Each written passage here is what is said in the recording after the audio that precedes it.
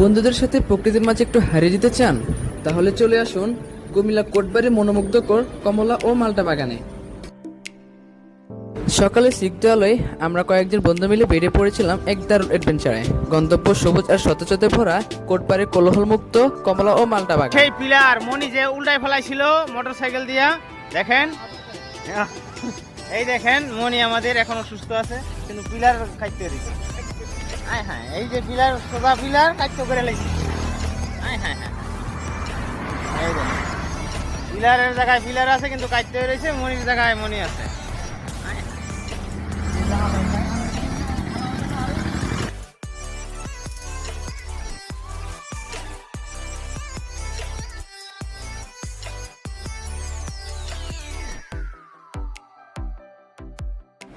বাগানে ঢুকতেই মনটা জুড়ে গেল। থোকায় থোকায় ঝুলে আছে সবুজ আর কাঁচা পাকা কমলা ও মাল্টা, যেন প্রকৃতির এক নিপুণ হাতে তৈরি আঁকা ছবি।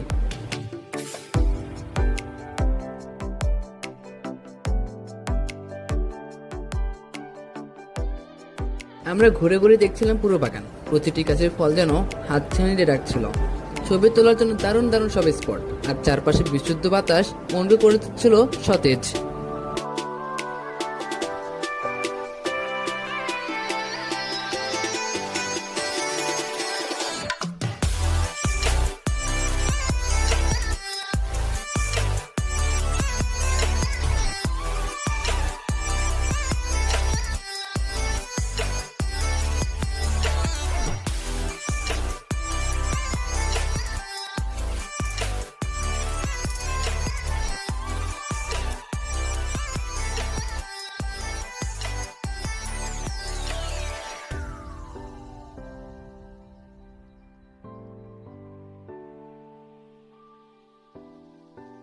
ঘোরাঘুরির পর একটু বিশ্রাম, তার সাথে টাটকা ফলের স্বাদ, বাগান থেকে সদ্য তোলা মাল্টার শরবত, এক কথায় অসাধারণ।